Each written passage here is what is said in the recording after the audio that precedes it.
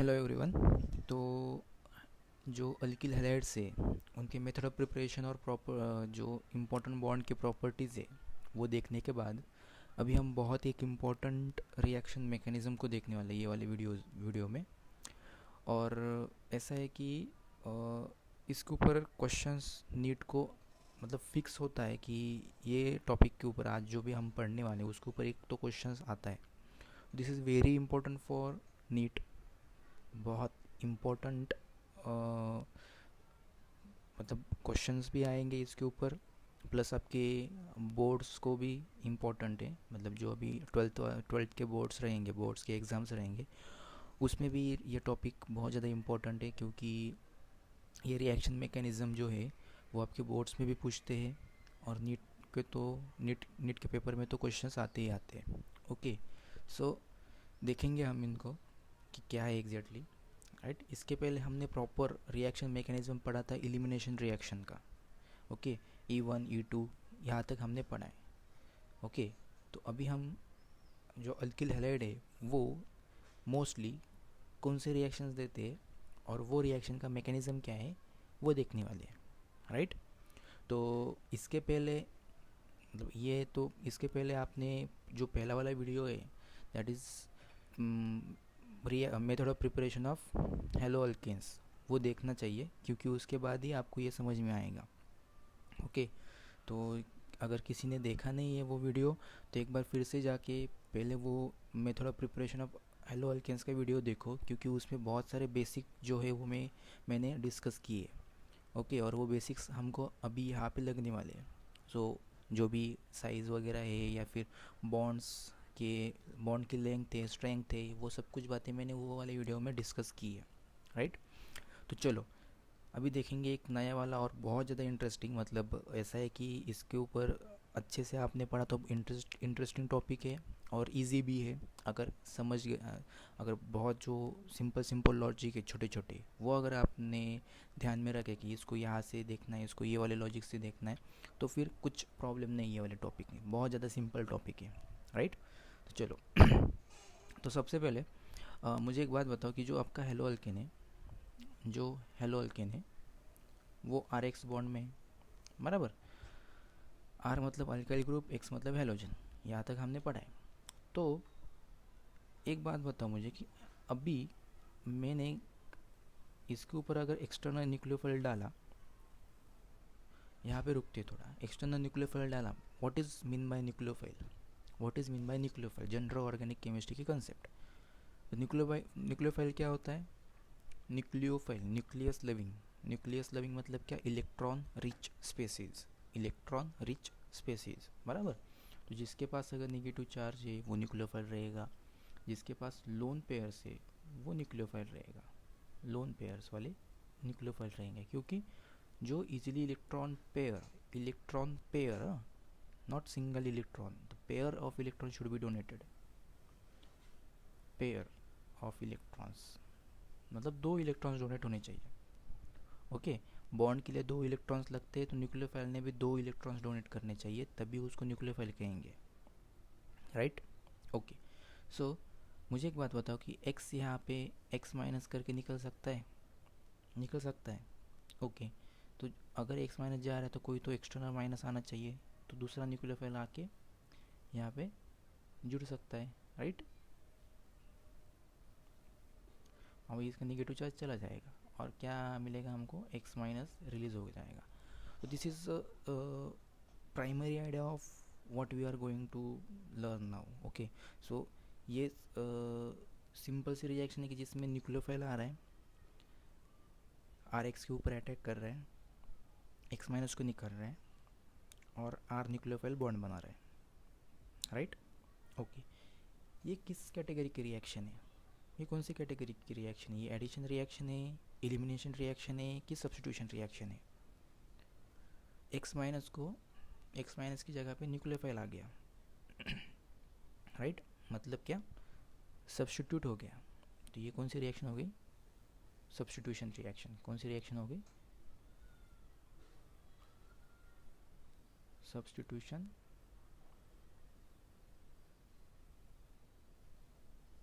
Reaction, right. किसने substitute किया है? न्यूक्लियोफाइल ने। तो क्या रहेगा? न्यूक्लियोफिलिक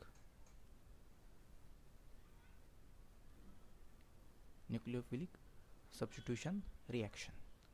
ओके, सो अभी आज के सेशन में, आज की वीडियो में हम बस इसके बारे में बात करने वाले हैं कि न्यूक्लियोफिलिक सब्स्टिट्यूशन रिएक्शन क्या है, कैसे होती है, क्या प्रॉपर्टीज़ है, प्रोडक्ट कौन से बनते हैं, सब कुछ बातें। ओके, तो चलो अभी हम स्टार्ट करेंगे न्यूक्लियोफिलिक सब्स्टिट्यूशन रिएक्शन।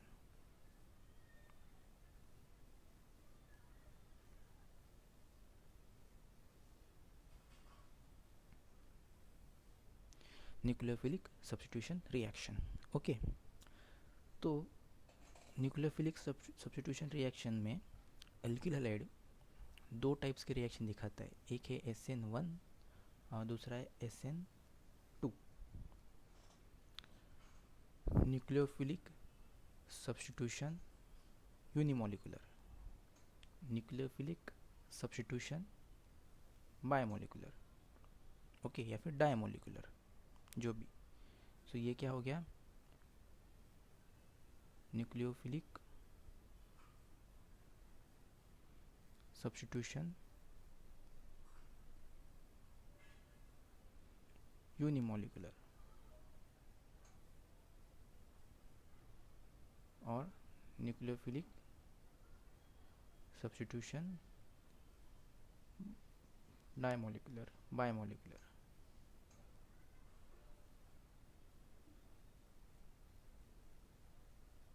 राइट, तो ये दो रिएक्शन का अलग अलग मीनिंग है कि SN1 का मतलब क्या, 1 का मतलब क्या है कि यूनिमोलिकुलर रिएक्शन है, 2 का मतलब क्या है, बायोमोलिकुलर रिएक्शन है। ओके, तो अभी ये यूनिमोलिकुलर या फिर बायोमोलिकुलर क्या है? तो आपने वो E1 में, E2 में पढ़ा है, एलिमिनेशन रिएक्शन के E1 E2 में पढ़ा है। सो व्हाट इज़ 1 का मतलब? यूनिमोलिकुलर का मतलब क्या रहेगा कि अगर रिएक्शन के फर्स्ट स्टेप में बस सिंगल मॉलिक्यूल इन्वॉल्व होता है, सिंगल मॉलिक्यूल इन्वॉल्व होगा तो उसको क्या कहेंगे? Unimolecular reaction, right. और अगर रिएक्शन के फर्स्ट स्टेप में ही दो मॉलिक्यूल इन्वॉल्व होंगे तो उसको क्या कहेंगे? Bimolecular reaction, right. तो what do you mean by unimolecular? Reaction के फर्स्ट स्टेप में सिंगल मॉलिक्यूल इन्वॉल्व होना चाहिए। What do you mean by bimolecular? Reaction के फर्स्ट वाले स्टेप में दो मॉलिक्यूल इन्वॉल्व होने चाहिए, राइट। ओके, सो अभी हम अपना डिस्कशन करेंगे SN1 के ऊपर। पहले SN1 क्या है वो देखते हैं, उसके बाद फिर SN2 के ऊपर आते हैं और उसके बाद फिर इन दोनों को कंपेयर करेंगे, राइट। ओके, सो SN1 हमको देखना है, राइट। ओके, तो चलो, तो मेरे पास अभी अल्किल हैलाइड है, राइट, अल्किल हैलाइड है।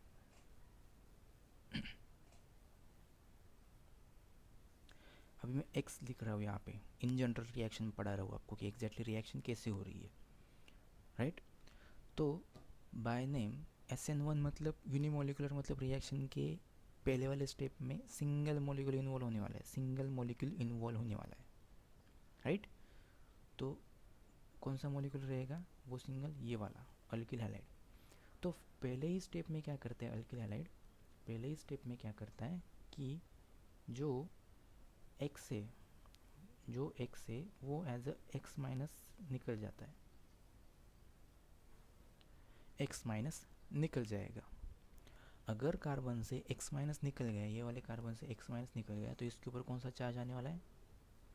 Right, positive charge. तो क्या मिला मुझे? CH3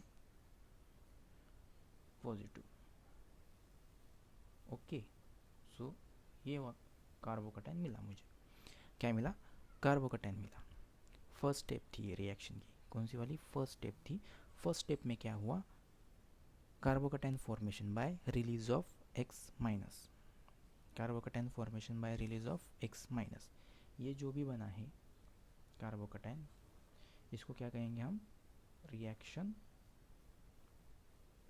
intermediate, okay, reaction intermediate. Reaction intermediate, right. तो पहली स्टेप में हमको याद ही रखना है कि पहले न्यूक्लियोफाइल निकल जाएगा, जो ओरिजिनल न्यूक्लियोफाइल है या फिर जो पहला वाला न्यूक्लियोफाइल है, that is your X minus अभी यहाँ पे, तो वो एज अ माइनस करके निकल जाने वाला है, ओके। और ये वाला जो है उसको तो स्टार ही करके रखो, राइट, ओके। अभी सेकंड स्टेप में क्या होगा, सेकंड स्टेप में क्या होगा, जो मेरा कार्बोकटायन बना है, जो कार्बोकटायन बना है उसके ऊपर न्यूक्लियोफाइल आएगा। न्यूक्लियोफिलिक सब्स्टिट्यूशन रिएक्शन है, तो पहला वाला न्यूक्लियोफाइल निकल के दूसरा वाला न्यूक्लियोफाइल आने वाला है, राइट। सो एक बात याद रखो कि कार्बोकटायन बनने के बाद जो रिएक्शन इंटरमीडिएट बना है अपना कार्बोकटायन, उसके ऊपर फिर न्यूक्लियोफाइल का अटैक होगा, उसके ऊपर फिर न्यूक्लियोफाइल का अटैक होगा, और फिर फाइनली क्या मिलेगा मुझे,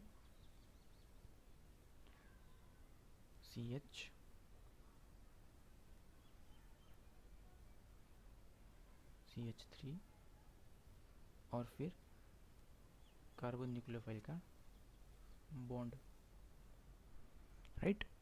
सो ये कंपाउंड मिला, this is our product, this is our product, right.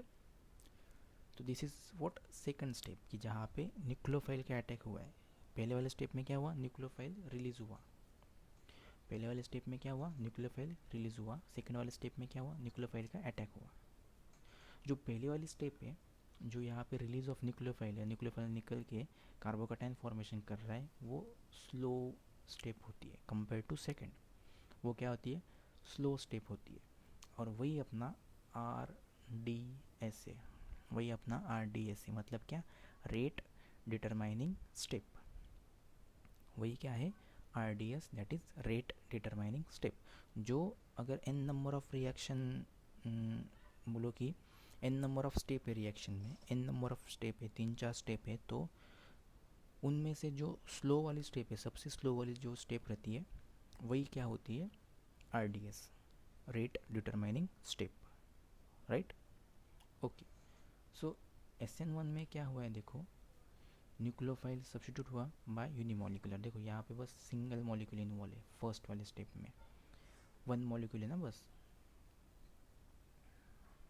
Right, एक मॉलिक्यूल इन्वॉल्व है फर्स्ट स्टेप में, और फिर X माइनस निकल के कार्बोकटायन बना। तो इतना ये सिंपल है, इतना सिंपल है, और इतने सिंपल तरीके से उसको सोचो। अभी हमको थोड़ा सा इसमें जो MCQs के लॉजिक्स है वो याद रखने, वो पढ़ने, अभी किस तरीके से इसके ऊपर MCQs बन सकते हैं, किस तरीके से वो कुछ पूछ सकते हैं, राइट। तो पहला वाला क्वेश्चन मुझे ये पूछना है आपको, अगर फर्स्ट स्टेप अभी आप सोचो थोड़ा, अगर फर्स्ट स्टेप, क्योंकि अभी आपके पास GOC का नॉलेज है, उसके बाद फिर हमने अल्कीन में, अल्काइंस में भी कुछ कुछ बातें इसकी पढ़ी है, तो आप अभी सोचने के लिए तैयार हो, सोच सकते हो, बिकॉज प्राइमरी नॉलेज जो बेसिक है नॉलेज है वो आपके पास ऑलरेडी है, अगर आपने वो अच्छे से किया होगा तो, ओके। सो मेरा क्वेश्चन ये है कि अगर फर्स्ट स्टेप स्लो वाली स्टेप है, सबसे स्लो वाली स्टेप है, रेट डिटरमाइनिंग वाली स्टेप है, तो डिपेंडिंग ऑन अल्किल हैलाइड, अगर मेरे पास tertiary secondary primary alkyl halide है, ये वाले, हाँ, tertiary secondary primary alkyl halide है, तो मुझे बताओ एक बात कि कौन से वाला अल्किल हैलाइड कौन से वाला अल्किल हैलाइड सबसे इजीली SN1 देगा, सबसे इजीली SN1 देगा, सोचो।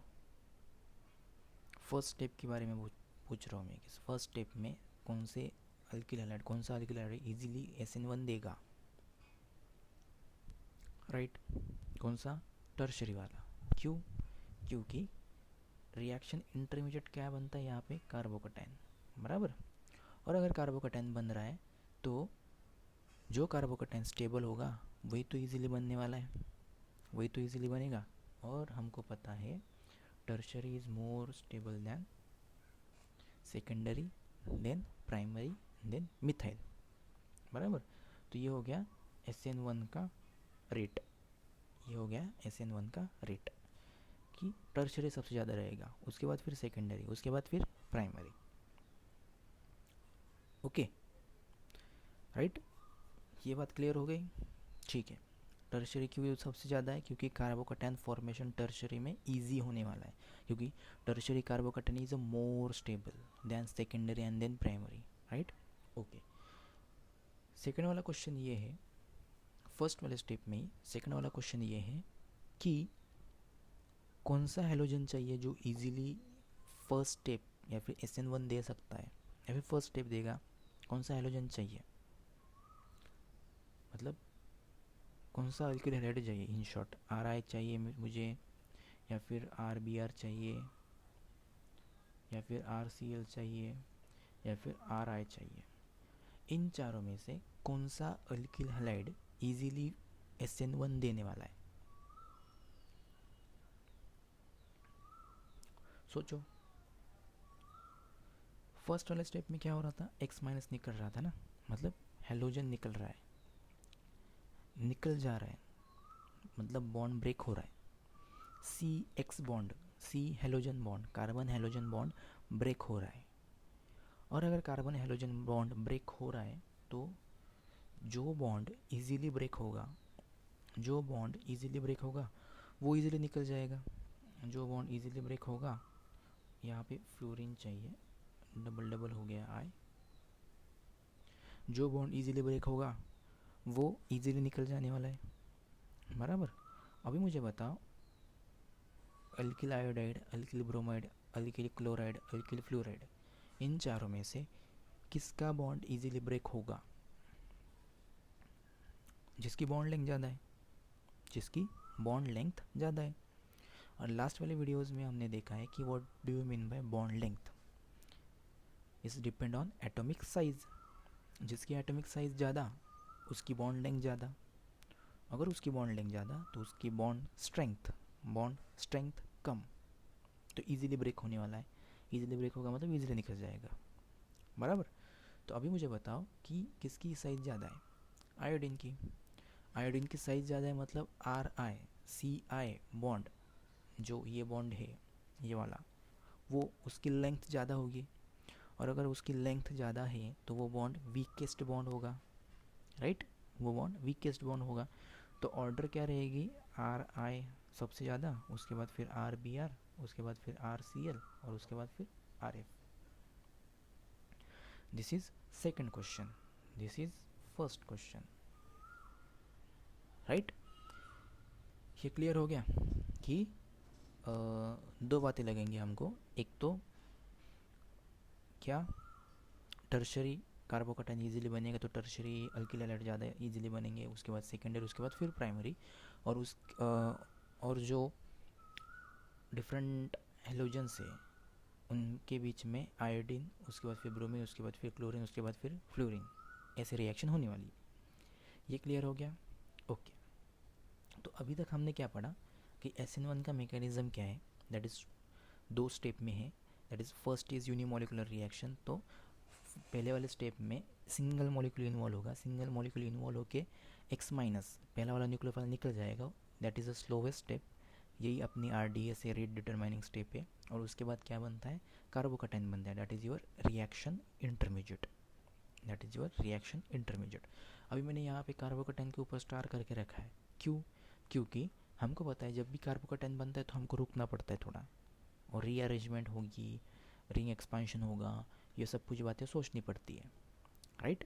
तो ये रीअरेंजमेंट क्या है, रिंग एक्सपेंशन क्या है, ये सब कुछ हमने अल्किन में पढ़ा है कि what do you mean bye rearrangement and ring expansion वगैरह वगैरह। ओके चलो आगे। अभी ये हो गया रिएक्शन के मैकेनिज्म और रिएक्शन के बारे में कुछ तो इम्पोर्टेंट ऐसे लॉजिक।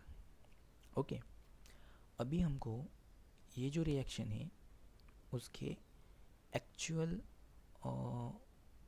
जो ओरिएंटेशन वाइज हम बोलेंगे, स्टेरियो सिलेक्टिविटी बोलेंगे, उसके बारे में पढ़ना है कि एग्जैक्टली कंपाउंड के ज्योमेट्री को क्या हो रहा है, राइट। Okay, so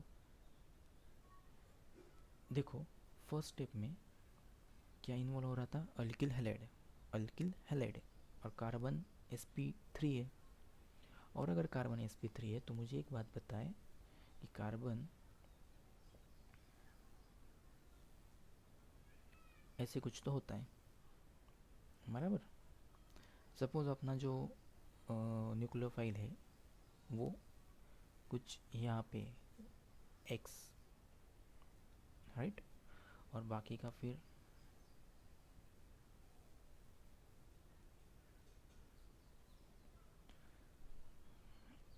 okay. तो this is what tetrahedral geometry, right. अभी मैंने कहा कि एक्स निकल गया, एक्स माइनस निकल गया, तो होगा क्या, देखो कार्बोकैटायन बन रहा है। और कार्बोकैटायन हमको पता है, हमने जनरल ऑर्गेनिक केमिस्ट्री में पढ़ा है कि carbocation is sp2 hybridize, sp2 hybridize, right. तो अगर यहाँ से एक्स माइनस निकल गया तो मुझे कार्बोकैटायन मिलने वाला है, और कार्बोकैटायन क्या है, sp2 हाइब्रिडाइज है। ओके, सो sp2 हाइब्रिडाइज का स्ट्रक्चर कैसे होता है, राइट, ट्राइगोनल प्लेनर। ओके, सो ट्राइगोनल प्लेनर का मतलब क्या कि यह यहाँ पे कार्बन है और ऐसे 3 बॉन्ड है जिसके बीच में जो एंगल है that is your 120 degree, 120 degree, right. Okay, तो एक प्लेन में है ना, ये एक पूरे प्लेन में है कार्बोकैटायन, ये एक पूरे प्लेन में है। मतलब जस्ट आपका नोटबुक का एक प्लेन लिया तो उस पे, तो जो अभी नेक्स्ट न्यूक्लियोफाइल आने वाला है, नेक्स्ट न्यूक्लियोफाइल आएगा, न्यूक्लियोफाइल, तो न्यूक्लियोफाइल के लिए न्यूक्लियोफाइल को बॉन्डिंग करनी कार्बन के साथ, कार्बोकैटायन के साथ, तो न्यूक्लियोफाइल कहाँ से आ सकता है इजीली, देखो प्लेन में है तो प्लेन के ऊपर से भी आ सकता है, नीचे से भी आ सकता है, बराबर। दोनों पॉसिबिलिटी ना, दोनों इक्वल इक्वल है, 50-50%, 50-50% है वो, राइट। तो प्लेन है, प्लेन के ऊपर से भी आ सकता है, नीचे से भी आ सकता है। और प्लेन के ऊपर से आएगा तो एक स्ट्रक्चर बनेगा, नीचे से आएगा तो एग्जैक्ट उसके अपोजिट स्ट्रक्चर बनेगा। ये बात मानते हो। अगर न्यूक्लियोफाइल ये वाले प्लेन के, कार्बोकैटायन के प्लेन के ऊपर से आया तो एक कोई तो अलग ज्योमेट्री बनने वाली है, और नीचे से आया तो एग्जैक्ट उसकी अपोजिट वाली ज्योमेट्री बनने वाली है, राइट। समझ में आ रहा है। सो मैं दोनों पॉसिबिलिटी लिखता हूँ, अभी दोनों पॉसिबिलिटी लिखता हूँ। ओके, तो यहाँ पे कार्बन, और फर्स्ट वाले केस में मैंने कंसिडर किया कि न्यूक्लियोफाइल प्लेन के ऊपर से आया, मतलब कि जहाँ पे अपना पहला वाला न्यूक्लियोफाइल था एक्स माइनस, वहीं पे अटक गया, वहीं पे बॉन्डिंग की। और दूसरे वाले केस में लिखता हूँ मैं कि ये कार्बन और न्यूक्लियोफाइल, न्यूक्लियोफाइल अभी प्लेन के नीचे से आया, एग्जैक्ट इसके अपोजिट, राइट। तो ये दोनों के दोनों स्ट्रक्चर मुझे मिलने वाले, ये दोनों के दोनों स्ट्रक्चर मुझे मिलने वाले। ओके, सो पहले वाले स्ट्रक्चर में न्यूक्लियोफाइल ने प्लेन के ऊपर से अटैक किया, दूसरे वाले स्ट्रक्चर में न्यूक्लियोफाइल ने प्लेन के नीचे से अटैक किया, तो ये दोनों ऐसे कुछ तो मुझे मिले, बराबर। अभी देखो, अभी देखो कि पहला वाला जो अल्किल हैलाइड था वो ऐसे कुछ तो था कि जो nucleophile is on the ways shape bond, मतलब कि प्लेन के बाहर आने वाला जो बॉन्ड है ना उसके ऊपर न्यूक्लियोफाइल है, वेज शेप बॉन्ड के ऊपर है, राइट। तो वो भी मिला है मुझे, वेज शेप बॉन्ड के ऊपर भी न्यूक्लियोफाइल है, लेकिन एग्जैक्ट उसके अपोजिट वाला भी मिला है। तो ये 50% है, ये 50% है, ओके, ये 50% है और ये 50% है, उसके एग्जैक्ट अपोजिट वाला भी 50% है। तो जो सेम सेम स्ट्रक्चर है, मतलब वेज शेप बॉन्ड के ऊपर पहला वाला न्यूक्लियोफाइल था और वेज शेप बॉन्ड के ऊपर ही दूसरा वाला न्यूक्लियोफाइल भी अटैक किया और वो जॉइंट हुआ, तो उसको बोलते हैं retention of configuration. Retention of configuration का मतलब क्या कि पहले वाले स्ट्रक्चर में जो ज्योमेट्री थी दैट इज़ वेज शेप के ऊपर न्यूक्लियोफाइल था, एक्स माइनस था, उसी वाले सेम वेज शेप के ऊपर नेक्स्ट न्यूक्लियोफाइल आके अटैच हुआ आफ्टर सब्स्टिट्यूशन, तो उसको कहेंगे retention of configuration, retention of configuration, right.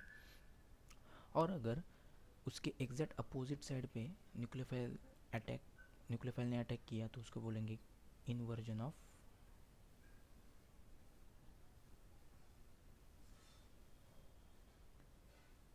Configuration.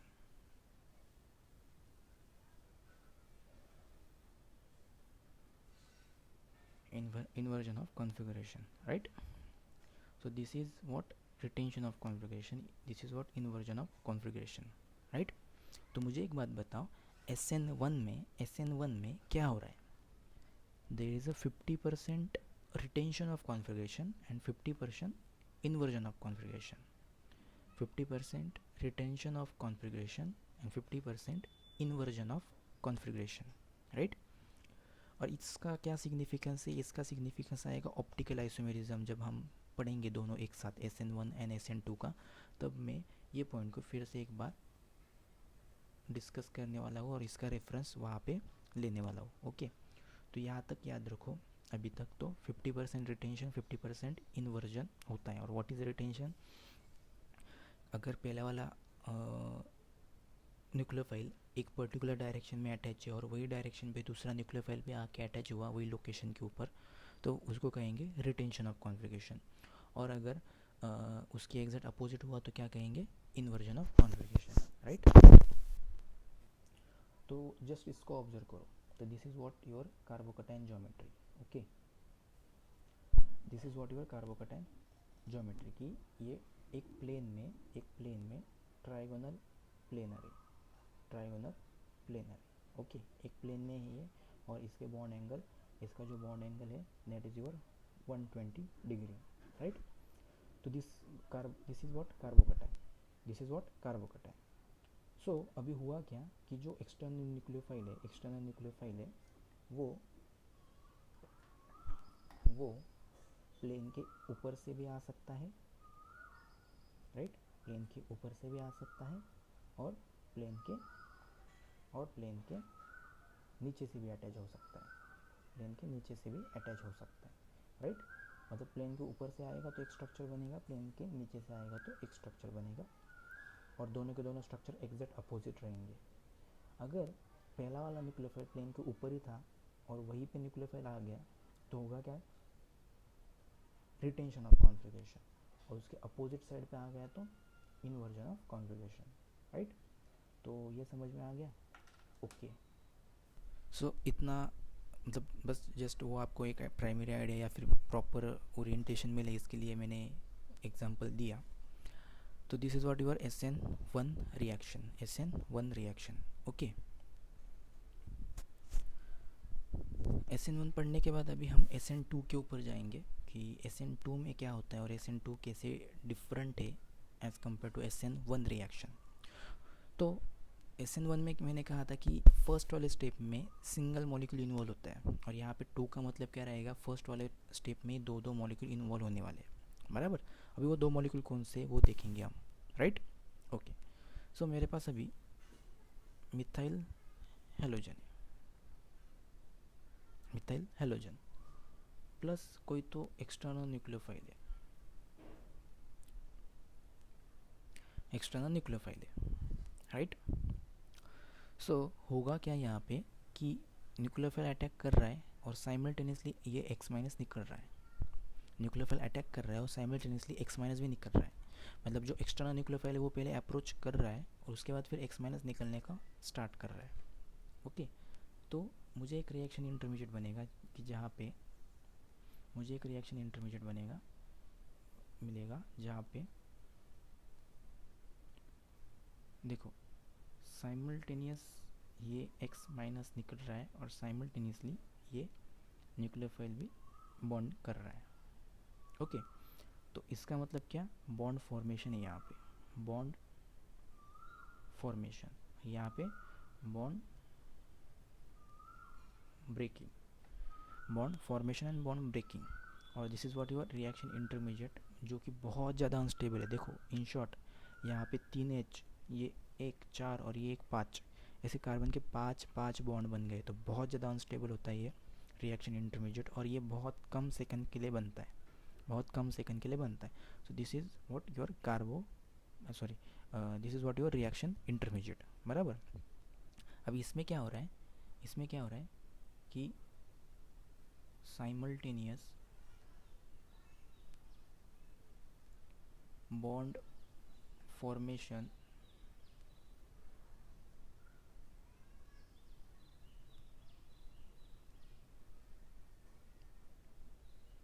And breaking, simultaneously bond form भी हो रहा है और बॉन्ड ब्रेक भी हो रहा है, राइट। ये बॉन्ड फॉर्म हो रहा है, ये बॉन्ड ब्रेक हो रहा है, तो this what your reaction intermediate. उसके बाद ये जो है ना, ये वाला बॉन्ड, ये वाला बॉन्ड वो कम्प्लीटली ब्रेक हो जाएगा और ये वाला बॉन्ड वो कम्प्लीटली फॉर्म हो जाएगा। तो फाइनली मुझे क्या मिलेगा, X माइनस रिलीज हो जाएगा और CH3 नेक्स्ट वाले स्टेप में, मतलब वो वाली स्टेप में अभी फिर से यहाँ पे लेता हूँ, ये बॉन्ड ब्रेकिंग थी और ये बॉन्ड फॉर्मेशन थी। नेक्स्ट वाले स्टेप में क्या हुआ कि ये X माइनस निकल गया और ये बॉन्ड कम्प्लीटली फॉर्म हुआ। मतलब क्या हुआ CH3 न्यूक्लियोफाइल ये बना, ओके, CH3 न्यूक्लियोफाइल ये बना, राइट। तो this is what your SN2। क्यों SN2? देखो, this is your first step, और फर्स्ट स्टेप में ये एक मॉलिक्यूल और न्यूक्लियोफाइल एक मॉलिक्यूल, ऐसे दो मॉलिक्यूल इन्वॉल्व हो रहे हैं। तो फर्स्ट स्टेप में ही अगर 2 मॉलिक्यूल इन्वॉल्व हो रहे हैं तो क्या कहेंगे हम उसको, SN2 reaction, right, SN2 reaction. और यहाँ पे नेक्स्ट वाले स्टेप में क्या हो रहा है, X माइनस निकल के कम्प्लीटली बॉन्ड फॉर्म हो रहा है एक्सटर्नल न्यूक्लियोफाइल एंड कार्बन के बीच में, okay. So this is what your SN2 reaction, right. अभी इसके ऊपर के भी 1-2 पॉइंट्स मैं आपको बताता हूँ। तो सबसे पहले वाले स्टेप में या फिर सबसे रिएक्शन स्टार्ट कहाँ से हो रही है, रिएक्शन स्टार्ट हो रही है न्यूक्लियोफाइल के अप्रोच से, ओके। सो न्यूक्लियोफाइल का अप्रोच हो रहा है तो न्यूक्लियोफाइल के लिए रास्ता भी चाहिए, न्यूक्लियोफाइल के लिए जगह भी चाहिए मॉलिक्यूल के अंदर घुसने के लिए, बराबर। मॉलिक्यूल के अंदर घुसने के लिए जगह भी चाहिए। लाइक कि अगर मैंने एग्जांपल दिया आपको कि देखो यहाँ पे CH3 और फिर यहाँ पे X है और फिर यहाँ पे CH और फिर यहाँ पे X है। तो मुझे एक बात बताओ, इन दोनों मॉलिक्यूल में से किस में न्यूक्लियोफाइल इजीली अप्रोच कर सकता है? कार्बन के ऊपर, ये वाले कार्बन के ऊपर अप्रोच करना है ना, सेंटर वाले कार्बन के ऊपर अप्रोच करना है जिसके ऊपर X अटैच है। तो इन दोनों में से किसके ऊपर इजीली अप्रोच कर सकता है बताओ तो, राइट। जिसके पास, मतलब जिसमें से जाने के लिए जगह हो न्यूक्लियोफाइल, गर्दी ना हो, बराबर। तो जहाँ पे बल्कि स्ट्रक्चर जॉइंट है ना कार्बन को, बल्कि स्ट्रक्चर, तो वहाँ पे न्यूक्लियोफाइल कम इतना इजीली अप्रोच नहीं कर सकता। लेकिन जहाँ पे छोटे स्ट्रक्चर जॉइंट है वहाँ पे जगह भी है जाने के लिए, तो इजीली अप्रोच कर सकता है, बराबर। तो बल्कि स्ट्रक्चर को ही हम केमिस्ट्री में क्या बोलते हैं, स्टेरिक हिंड्रेंस। क्या बोलते हैं? Steric hindrance. तो जहाँ पे स्टेरिक हिंड्रेंस है that is a bulky structure आ गया, बहुत ज़्यादा गर्दी हो गई, मॉलिक्यूल बहुत ज़्यादा बड़ा बन गया, अंदर जाने के लिए जगह नहीं है। सो स्टेरिक हिंड्रेंस बहुत ज़्यादा है, तो होगा क्या कि न्यूक्लियोफाइल इजीली अप्रोच नहीं करेगा, तो SN1 रिएक्शन होगी नहीं। तो स्टेरिक हिंड्रेंस जहाँ पे होगा वहाँ पे SN1 रिएक्शन नहीं होने वाली। और स्टेरिक हिंड्रेंस मॉलिक्यूल बल्कि या बहुत ज़्यादा गर्दी वाला मॉलिक्यूल कहाँ पे बनने वाला है, देखो ये वाला, that is your tertiary, right. तो टर्शरी तो सबसे फ्री या फिर सबसे जहाँ पे गर्दी नहीं है, कम स्टेरिक हिंड्रेंस है, वो वाला मॉलिक्यूल कौन सा रहेगा? सिंपल अपना मीथेन, बराबर। उसके बाद फिर प्राइमरी, उसके बाद फिर सेकेंडरी, उसके बाद फिर tertiary, depend on steric hindrance. ये SN2 की ऑर्डर रहेगी। याद करो SN1 की ऑर्डर जो थी वो एग्जैक्ट इसके अपोजिट थी, देखो एग्जैक्ट इसके अपोजिट वाली थी, राइट। यहाँ पे टर्शरी ज़्यादा था, उसके बाद फिर सेकेंडरी ज़्यादा था, उसके बाद फिर प्राइमरी ज़्यादा था, उसके बाद फिर लास्ट में मिथाइल। बिकॉज क्यों? इसका लॉजिक क्या था, वो कार्बोकटाइन फॉर्मेशन के ऊपर डिपेंड थी, राइट। लेकिन SN2 में हो क्या रहा है, SN2 में हो क्या रहा है, स्टेरिक हिंड्रेंस के ऊपर डिपेंड कर रहे हैं हम। क्यों? क्योंकि न्यूक्लियोफाइल का अप्रोच करना है ना, इसलिए, राइट। उसके बाद मुझे बताओ फिर से कि RI, RBr, RCl और RF में कौन इजीली देगा, कौन इजीली रिएक्शन दे सकता है। देखो SN1 एंड SN2 में एक बात तो कॉमन है, एक बात क्या कॉमन है कि यहाँ से देखो ये वाला जो बॉन्ड है, ये वाला जो बॉन्ड है वो ब्रेक हो रहा है, ये वाला जो बॉन्ड है वो ब्रेक हो रहा है। जो बात SN1 में भी हो रही थी, SN2 में भी वही हो रहा है। मतलब कि जो इजीली बॉन्ड ब्रेक करेगा वो इजीली रिएक्शन देने वाला है, और हमको पता है किसका बॉन्ड इजीली ब्रेक होगा, जो बड़ा है, that is your RI, RBr, RCl and RA। Okay, so this is what order of SN2 reaction. तो ये दोनों ऑर्डर मैंने बताया आपको SN2 की, ये याद रखनी है आपको। ये ऑर्डर जो हेलोजेंस के ऑर्डर है वो सेम है एज दैट ऑफ SN1, लेकिन अल्काइल ग्रुप के ऑर्डर एग्जैक्ट अपोजिट है, क्योंकि it is depend on your steric hindrance, it is depend on your steric hindrance. तो जहाँ पे गर्दी कम, जहाँ पे स्टेरिक हिंड्रेंस कम, वहाँ पे क्या ऑर्डर ज़्यादा रहने वाली है, वहाँ पे इजीली होगा, राइट। देखो और एक बात SN1 में जहाँ पे हमने देखा था कि न्यूक्लियोफाइल को क्या करना था, न्यूक्लियोफाइल का काम क्या था, कुछ नहीं, न्यूक्लियोफाइल नेगेटिव चार्ज है, वो कार्बोकटाइन ऑलरेडी बन के प्रिपेयर हो गया कार्बोकटाइन, बस न्यूक्लियोफाइल को आके उसके ऊपर बॉन्ड बनाना था। मतलब यहाँ पे पॉजिटिव नेगेटिव इंटरेक्शन थी, पॉजिटिव नेगेटिव कुछ तो अट्रैक्शन था, बराबर।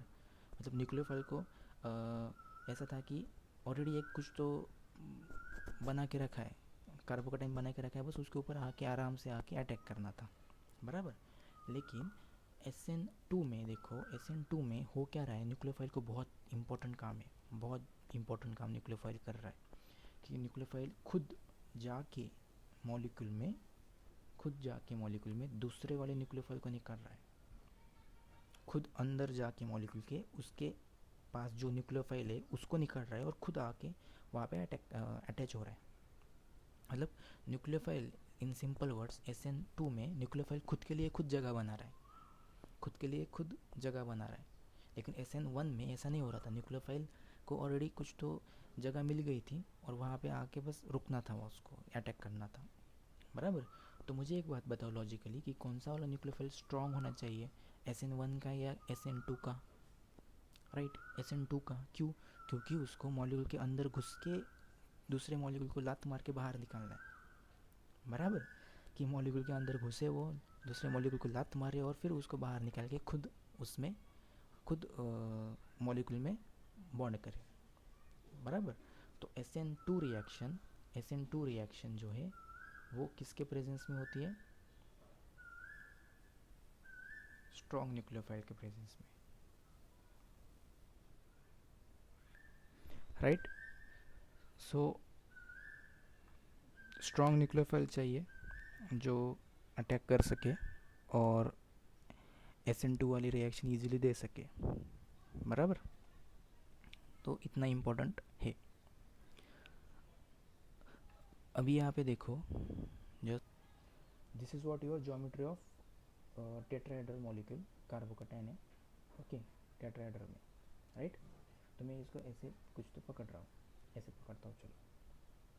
तो ये जो है येलो वाला बॉन्ड, ये पहला वाला nucleophile, that is your halogens, okay, पहला वाला न्यूक्लियोफाइल है हेलोजन, और एक बॉन्ड मेरी तरफ आ रहा है, एक बॉन्ड ये वाले प्लेन में है सीधा, और एक बॉन्ड ऐसे है, ये दोनों बॉन्ड एक प्लेन में, एक बॉन्ड आपकी तरफ आ रहा है, एक बॉन्ड मेरी तरफ आ रहा है, बराबर।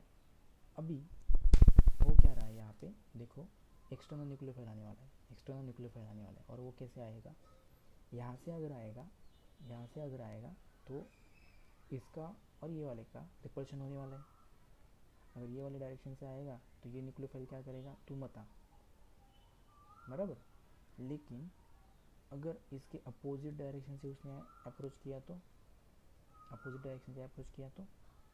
यहाँ पे कोई रेजिस्टेंस नहीं है, हाँ यहाँ पे एक बॉन्ड है, लेकिन वो बॉन्ड न्यूक्लियोफाइल तो नहीं है ना कि इसकी तरह अपोज करेगा, बराबर। तो इन शॉर्ट मुझे बताना ये है कि जो SN2 वाली रिएक्शन है, तो जहाँ वहाँ पे एक्सटर्नल जो न्यूक्लियोफाइल वो सेम डायरेक्शन से अटैक करेगा कि अपोजिट डायरेक्शन से अटैक करेगा जहाँ पे न्यूक्लियोफाइल अटैच है, सेम या अपोजिट। स्टेबिलिटी कहाँ पे, रिपल्शन कहाँ पे कम है, अपोजिट पे। तो कहाँ पे अटैक होने वाला है, अपोजिट डायरेक्शन पे, बराबर। मतलब क्या कि अगर पहला वाला न्यूक्लियोफाइल यहाँ पे है, पहला वाला न्यूक्लियोफाइल यहाँ पे है, तो दूसरा वाला न्यूक्लियोफाइल अपोजिट डायरेक्शन से आने वाला है और अपोजिट डायरेक्शन से बॉन्ड बनाएगा। और अगर ऐसे अपोजिट डायरेक्शन से बॉन्ड बना रहा है, अगर ऐसे अपोजिट डायरेक्शन से बॉन्ड बना रहा है, तो होने क्या वाला है, तो होने क्या वाला है कि बताओ मुझे, रिटेंशन होगा कि इन्वर्जन होगा, रिटेंशन होगा कि इन्वर्जन होगा, राइट, इन्वर्जन। और 50% होगा, कितने परसेंट होगा, एक भी मॉलिक्यूल वो डायरेक्शन से नहीं आने वाला जहाँ पे पहला वाला न्यूक्लियोफाइल है। तो यहाँ पे 100% inversion of configuration, 100% inversion of configuration होने वाला है, राइट। 100% इन्वर्जन ऑफ कॉन्फ़िगरेशन होने वाला है, क्योंकि न्यूक्लियोफाइल का डायरेक्शन एग्जैक्टली अपोजिट है, एग्जैक्टली अपोजिट है, राइट। क्लियर ये बात। तो SN2 में मैंने क्या बातें बताई कि देखो, जहाँ पे स्टेरिक हिंड्रेंस कम, वो SN2 इजीली देने वाला है, that is your methyl, then primary, then secondary, then tertiary. उसके बाद फिर SN2 रिएक्शन, जिसका बॉन्ड कम होगा, जिसका बॉन्ड वीक होगा, वो इजीली देगा, that is your RI, iodine, bromine, chlorine, fluorine, ऐसे। उसके बाद फिर स्ट्रॉन्ग न्यूक्लियोफाइल का एक पॉइंट बताया कि स्ट्रॉन्ग न्यूक्लियोफाइल होना चाहिए SN2 के लिए, क्योंकि न्यूक्लियोफाइल को मॉलिक्यूल के अंदर घुस के दूसरे वाले न्यूक्लियोफाइल को लात मार के बाहर निकालना है, तो बहुत ज़्यादा ताकत होनी चाहिए उसमें। उसके बाद फिर फोर्थ वाली बात बताई कि न्यूक्लियोफाइल जो है, भले ही इसमें कितनी भी ताकत हो, फिर भी अपोज तो करने वाला जितना भी है, तो इजीली अप्रोच कहाँ पे हो सकता है, उसके एग्जैक्टली अपोजिट डायरेक्शन से, बराबर। तो वहाँ से आके वो बॉन्ड बनाएगा, तो 100% इन्वर्जन ऑफ कॉन्फ़िगरेशन होने वाला है। Clear, okay. तो ये सब बातें याद रखो। तो SN1 एंड SN2 ये दोनों रिएक्शंस हमने अभी देखे, SN1 एंड SN2। मैं बस समराइज करता हूँ और इन दोनों को थोड़ा सा ऐसे डिफरेंस लिखते हैं हम, ठीक है। तो SN1 इज अ यूनिमोलिकुलर, यहाँ पे बायोमोलिकुलर, राइट। यहाँ पे कार्बोकैटायन फॉर्मेशन बार होता है, यहाँ पे कार्बोकैटायन फॉर्मेशन नहीं होता, कार्बोकैटायन फॉर्मेशन नहीं है, बराबर। उसके बाद मुझे बताओ कि टर्शरी, उसके बाद फिर सेकेंडरी, उसके बाद फिर प्राइमरी, ऐसी ऑर्डर रहने वाली है। यहाँ पे क्या है, प्राइमरी, सेकेंडरी, टर्शरी। प्राइमरी के आगे आप मिथाइल भी ले सकते हो, बराबर। उसके बाद फिर यहाँ पे क्या है, 50% इन्वर्जन और 50% रिटेंशन। और इधर क्या है, 100% इन्वर्जन, 100% इन्वर्जन, राइट। उसके बाद फिर नेक्स्ट पॉइंट क्या रहेगा, ऑर्डर तो दोनों की सेम है, लेकिन यहाँ पे आप कह सकते हो कि कंपाउंड, यहाँ पे compound should be steric hindrance, जो है स्टेरिक हिंड्रेंस यहाँ पे मैटर करता है, स्टेरिक हिंड्रेंस यहाँ पे मैटर करता है, यहाँ पे इतना कुछ मैटर नहीं करता, राइट। तो इतने इम्पोर्टेंट पॉइंट्स है जो आपको दोनों रिएक्शंस में याद रखने हैं, दोनों रिएक्शंस में याद रखने हैं कि क्या क्या है और कंपैरिजन करना है, बराबर। अभी हम थोड़ा सा इसके ऊपर एक लास्ट 5 मिनट इसके ऊपर डिस्कस करेंगे कि इन्वर्जन एंड रिटेंशन क्या है ऑप्टिकल आइसोमेरिज्म के हिसाब से, ओके। तो देखो, ऑप्टिकल आइसोमेरिज्म आपने पढ़ा है, ऑप्टिकल आइसोमेरिज्म आपने पढ़ा है GOC में। अभी ये वीडियो स्पेशली क्लासरूम के, मतलब जो लिफ्ट फॉर अपलिफ्टमेंट में पढ़ते हैं क्लासरूम में, वो बच्चों के लिए, तो उनको ऑलरेडी क्लासरूम में GOC वगैरह हो गया है। अगर कोई बाहर का स्टूडेंट ये वीडियो देख रहा है तो मे बी वो थोड़ा कंफ्यूज हो सकता है, okay. So for optical isomerism आपने 3-4 डेफिनेशंस पढ़े हैं, मैं एक बार फिर से उसको रिकॉल करता हूँ कि आपने एक पढ़ा है कि what is chiral carbon. Chiral carbon क्या है, कार्बन एटम जिसके ऊपर 4 डिफरेंट ग्रुप है, 4 डिफरेंट ग्रुप अटैच है, उसको क्या कहेंगे, कायरल कार्बन, बराबर। उसके बाद फिर व्हाट इज़ डायस्टेरियोमर्स, सॉरी पहले तो इनैंशियोमर्स लो. What is इनैंशियोमर्स? इनैंशियोमर्स क्या है? इनैंशियोमर्स क्या है कि optical isomers which are non super imposable mirror image of each other. Which are non super imposable mirror image of each other. तो एक आर होगा तो दूसरा एस होगा, ऐसे कुछ तो हमने पढ़ा है. मतलब आर और एस की पेयर जो रहेगी वो क्या रहेगी? Enantiomer, right. उसके बाद फिर what is racemic mixture? Racemic mixture क्या है? रेसमिक मिक्सचर क्या होता है कि 50% configuration of R and 50% configuration of S. Equimolar concentration अगर दोनों आर और एस का होगा मतलब इनैंशियोमर का होगा, तो equimolar concentration of enantiomers will give racemic mixture. और रेसमिक मिक्सचर क्या होता है? Optically, yes, optically inactive. क्यों? Because of external compensation. Because of external compensation. अगर किसी को क्लासरूम के बच्चों को ये याद नहीं आ रहा तो प्लीज़ आपके जो नोट्स है वो पढ़ो. हमने बहुत अच्छे से कवर किया ये पार्ट क्लासरूम में. ओके, सो ये 3-4 डेफिनेशन आपके लिए अभी इम्पोर्टेंट है SN1 एंड SN2 के लिए देखने के लिए. ओके, सो देखो SN1 के लिए, SN1 के लिए बताता हूँ मैं पहले. कार्बन है, बॉन्ड ऐसे कुछ तो है, और फिर एक वेज शेप वाला बॉन्ड यहाँ पे जहाँ पे आपका OH है, राइट. OH है. ओके, तो सॉरी OH नहीं है, क्या X है, हेलोजेंस ना. तो मुझे एक बात बताओ, अगर एक कंपाउंड S है, अगर एक कंपाउंड S है, तो जब मैं SN1 रिएक्शन दूंगा तो मुझे दो कंपाउंड मिलने वाले हैं. जैसे हमने पढ़ा है दो कंपाउंड मिलेंगे ना, एक रिटेंशन वाला एक इन्वर्जन वाला. तो मैं सबसे पहले रिटेंशन वाला निकालता हूँ. यहाँ पे न्यूक्लियोफाइल आ गया. और सेकंड ये है कि ये इन्वर्जन वाला है.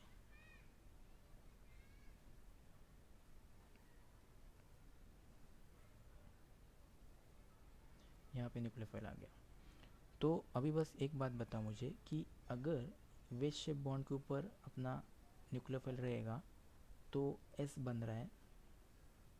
ओके, तो इन दोनों का क्या रिलेशन रहने वाला है बताओ. सपोज पहला वाला कंपाउंड अगर S है तो ये क्या रहेगा? S और R. सेकंड वाला क्या रहेगा? Right, R. क्योंकि एग्जैक्टली उल्टी ज्योमेट्री है. एग्जैक्टली क्या है? उल्टी ज्योमेट्री है, बराबर. एग्जैक्टली उल्टी ज्योमेट्री है.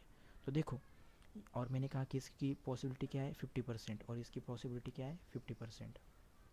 दोनों 50-50% बन रहे हैं, लेकिन एक S बन रहा है तो R बन रहा है. 50% इन्वर्जन, 50% रिटेंशन. 50% रिटेंशन वाला सपोज S है तो 50% इन्वर्जन वाला क्या रहेगा? R रहेगा. और यही अपनी डेफिनेशन है रेसमिक मिक्सचर की. ये अपनी डेफिनेशन है रेसमिक मिक्सचर की. तो SN1 में क्या बनता है? Racemic mixture. क्या बनता है? रेसमिक मिक्सचर, बराबर. क्लियर. SN1 में क्या बनेगा? रेसमिक मिक्सचर बनेगा. उसके बाद फिर आते हैं SN2 में. SN2 में मैंने बताया था कि न्यूक्लियोफाइल जो है वो अपोजिट डायरेक्शन से अटैक करता है. अभी मैं ये पार्ट थोड़ा फास्ट ले रहा हूँ क्योंकि ऑलरेडी हमने क्लासरूम में पढ़ा है ऑप्टिकल आइसोमेरिज्म वगैरह, इसलिए. ओके, और फिर कंपाउंड क्या बनने वाला है? 100% कंपाउंड दूसरा कौन सा बनने वाला है? प्रॉपर अपोजिट वाला. इसके प्रॉपर अपोजिट वाला, बराबर. तो मुझे एक बात बताओ, अगर ये कंपाउंड की ज्योमेट्री सपोज S है तो ये उल्टा होके R बनने वाला है. अपोजिट रहेगा उसके, R बनेगा. तो इसको क्या कहेंगे? इन्वर्जन.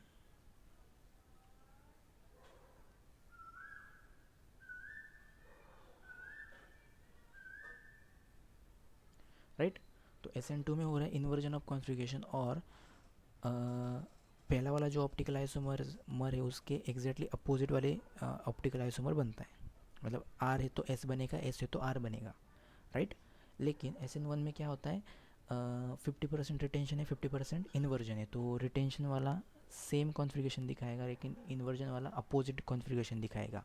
तो पहला वाला अगर S है, ओरिजिनल अल्किल हैलाइड अगर S है तो रिटेंशन वाला S होगा और इन्वर्जन वाला R होगा. और ये एस और आर जो प्रोडक्ट मिले हमको 50% वो दोनों मिलके रेसमिक मिक्सचर बनाएंगे, वो दोनों मिलके रेसमिक मिक्सचर बनाएंगे, राइट।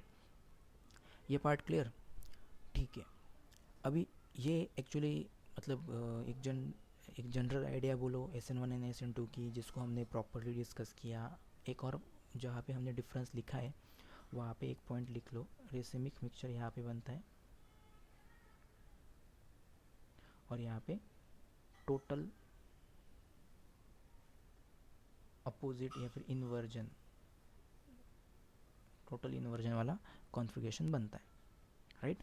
तो this table is very important. और इन शॉर्ट आज जो भी रिएक्शन मैकेनिज्म वगैरह पढ़ा वो सब के सब बहुत ज़्यादा इंपॉर्टेंट है, क्योंकि उसके ऊपर क्वेश्चंस हाईली आते हैं, बहुत ज़्यादा। हर एक क्वेश्चन पेपर में मिनट क्या अगर आप देखोगे तो इसके ऊपर कुछ ना कुछ तो क्वेश्चन पूछा है उन्होंने।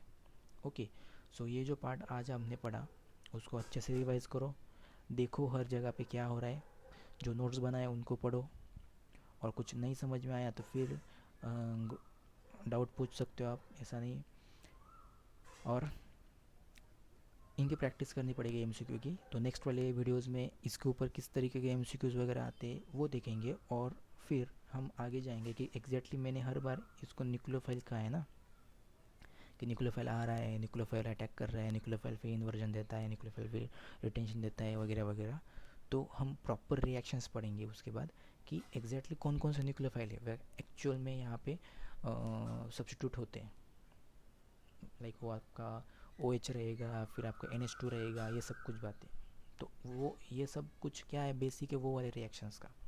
ओके, तो इनको अच्छे से पढ़ो and all the best, thank you.